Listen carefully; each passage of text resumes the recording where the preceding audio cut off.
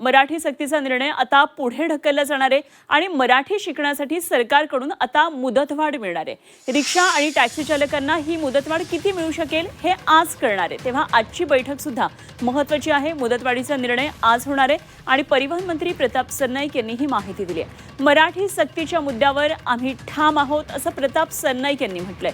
रिक्षा चालक टॅक्सी चालकांना मराठी सक्तीचा हा निर्णय पुढे ढकलला जाणार आहे। मात्र मराठी शिकण्यासाठी राज्य सरकारकडून आता ही मुदतवाढ दिली जाते।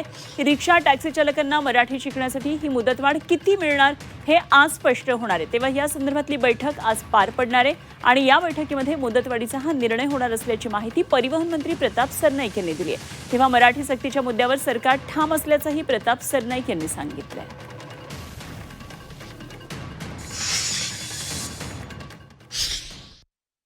मुदतवाढ दिलेली नाही, परंतु त्यांना मी सांगितलेलं आहे की सकारात्मक आम्ही भूमिका घेऊ। आमची आरटीओच्या अधिकाऱ्यांच्या बैठकीमध्ये त्या बाबतीतला आम्ही निर्णय घेऊ आणि पुढे करू। एक गोष्ट मी तुम्हाला सांगतो, मुदतवाढ ही त्यांनी मागितलेली आहे, आमची द्यायची तयारी आहे, पण फक्त आता किती वेळ द्यायचा, किती काळासाठी द्यायचा, कारण काय मग मुदतवाढ संपणार नाही। कारण कुणी 6 महिन्याची मागितलेली आहे, कुणी 1 वर्षाची मागितलेली आहे। शेवटी आम्हालाही ठरवावं लागेल हो, फक्त ही राजकीय घोषणा नको। उद्या जर 3 महिने झाले, 6 महिने झाले आणि कोणी मराठी बोललाच नाही तर आम्हाला शेवटी पकडणार सर्वसामान्य जनता हे आम्हाला।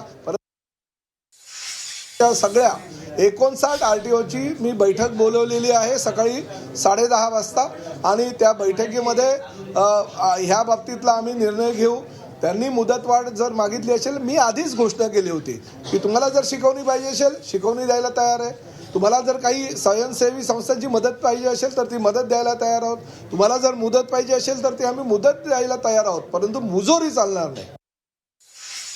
परिवहन मंत्रालयाने काही जर त्याचं नियमावली तयार केली किंवा एक छोटासा कॅटलॉग सारखा तयार केला आणि त्याचं प्रशिक्षण द्यायचं म्हटलं तर आमची संघटना सुद्धा यामध्ये सहभागी होईल आणि रिक्षा चालकांना व्यावहारिक मराठीचं ज्ञान, जुजबी ज्ञान यावं यासाठी पूर्ण प्रयत्न करेल।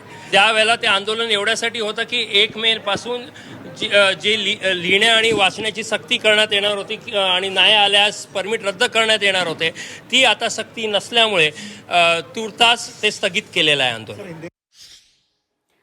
ते राज्यामध्ये सध्या रिक्षा टॅक्सी चालकांना मराठी सक्ती करण्याच्या मुद्द्यावरून वातावरण राजकारण चांगलंच तापलंय। मराठी सक्तीसाठी मुदतवाढ देण्याबाबत आज निर्णय होणार आहे आणि दुसरीकडे हजारो रिक्षा टॅक्सी चालक महाराष्ट्र गीत गाणार आहेत।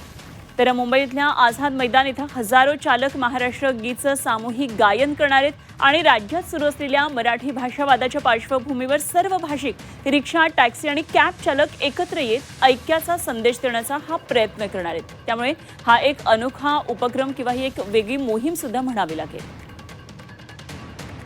आणि या संदर्भात आणखी सविस्तर तपशील जाणून घेऊया। आमचे प्रतिनिधी ओम देशमुख या सर्व घडामोडींवर लक्ष ठेवून आहेत। ओम, सगळ्यात महत्त्वाचं म्हणजे मुदतवाढ किती मिळते आहे मराठी सक्ती संदर्भात हे बघणं खूप महत्त्वाचं ठरणार आहे। त्यामुळे सगळ्याच रिक्षा चालक संघटनांचं याकडे लक्ष असणार आहे आणि त्याचबरोबर हा एक नवीन वेगळा उपक्रम आज करण्यात येणार आहे, तो म्हणजे समूहगान महाराष्ट्र गायन गीताचं। काय नेमके या संदर्भातले तपशील?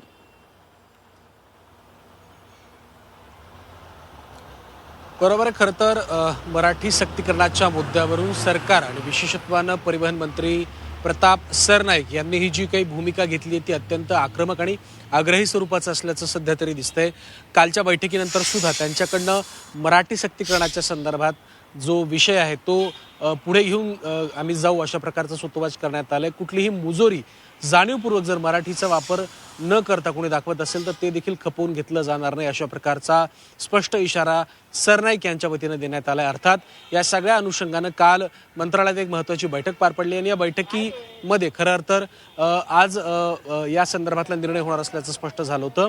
आज आरटीओची जी एक महत्त्वाची अधिकारी आहेत त्या सगळ्या अधिकाऱ्यांच्या सोबत प्रताप सरनाईक सकाळी 10:30 वाजता बांद्र्यातल्या त्यांच्या आरटीओ कार्यालयामध्ये बैठक घेतील आणि या बैठकीच्या माध्यमातून कशा प्रकारे ही मराठी सक्तीची अंमलबजावणी केली जाऊ शकते किंवा त्याला जर मुदतवाढ द्यायची असेल तर त्याचं सगळं प्रारूप कसं असावं, त्याची अंमलबजावणी कशा पद्धतीने व्हावी, या सगळ्याची साधक बाधक चर्चा या बैठकीत होईल आणि अंतिमतः मराठी सक्तीकरणाच्या मुद्द्यावर जो निर्णय घेण्यात आला त्याला मुदतवाढ दिली जाणार की नाही, किंवा मुदतवाढ जर दिली गेली तर ती कधीपर्यंत दिली जाणार, या सगळ्या गोष्टीचा निर्णय आजच्या 10:30 वाजताच्या बैठकीमध्ये होणार आहे. त्यामुळे अनेक अर्थांनी ही बैठक महत्त्वाची ठरते.